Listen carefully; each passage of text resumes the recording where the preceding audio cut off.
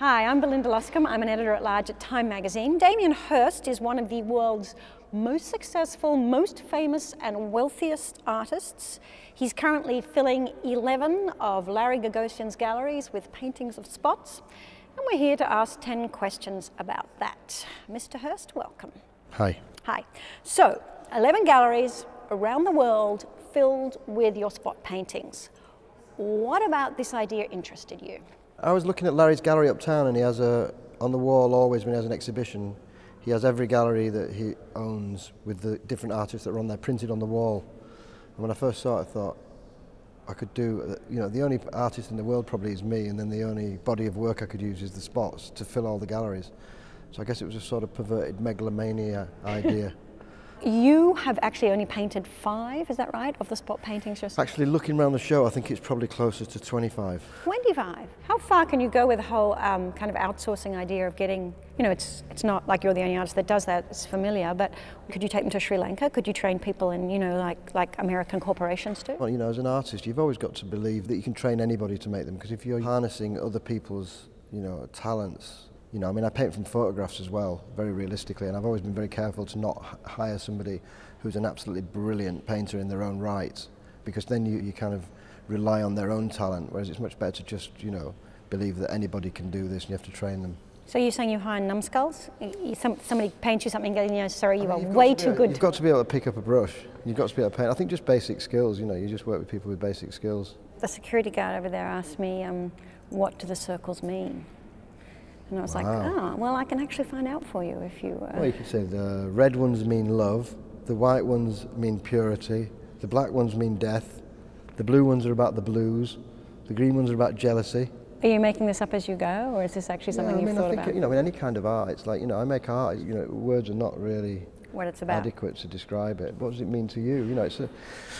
I suppose in a way they're about like human urge to make order out of chaos, or to make order out of the world. It's like why we, like a grid, but really, the things that we're trying to put into grids won't be put into grids. And really that's what the whole of human life's about. I guess in the same way, a lot of your work, not the spots, but it deals with sort of decay and death and squalor. Where does this come from? Where do you think this? Well, I've always had to go for both sides of the story, really. It's like when I make a butterfly painting, I always think, I don't want to be seen to be too soppy, so I'll do a fly painting. I just think, oh my God, love is an amazing thing, but children are being murdered in Africa as we speak. It's like that's the world, isn't it? You've got these massive polarities and extremes all the time, and I try and make art that reflects that. You talk about having an impact on how your worst fear is to be forgotten or overlooked, which is not going to happen. And in fact, some of your work has been sort of incredibly controversial and discussed, and one of them, I guess, is the skull. I see we're wearing a lot of skulls today. Love of God, yeah, which is the diamond encrusted platinum skull. And there is a sort of showmanship to that is sort of reminiscent, people have said to me, of the kind of thing you see on, say, on television today, in, say, shows like Pimp My Ride or Cake Boss. You probably have them in England, where yeah, I love Pimp My Ride. where people are making these sort of amazing creations. Yeah, I wondered where you saw the division. Well, I think, I think anything done well really is, super well is art. I don't believe in God, but I think, my belief in art is kind of religious. I always think it's like a mathematical sum where you, miraculously make 1 + 1 = 3. You can do something like a diamond skull and it can be and it can be 1 + 1 = 2, and that's not good enough, or it can be 1 + 1 = 1, and you can wish you never did it and it never comes out of the studio. But, with the diamond skull, I think artists make art from what's around them.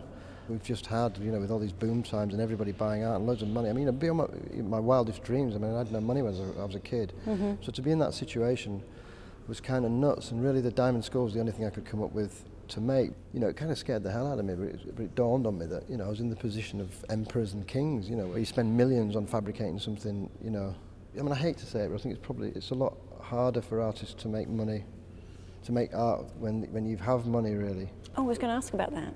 Yeah, it's funny that though, because I hate the idea of the Van Gogh starving artist, because I think, money should always be a key and not a motivating factor, something to enable you rather than something to drive you, It's very complicated. I think money's as complicated as love. This is from the man who's worth conservatively $300 million, right? Who Pounds, knows? or is it pounds? Oh, you don't know? Well, I mean, it changes. You know, worth is like, you know, what are the, you know, I've got, you know, I'm okay, I'm sure. I mean, I was speaking to my accountant about my kids recently, and he said, look, don't worry about the kids.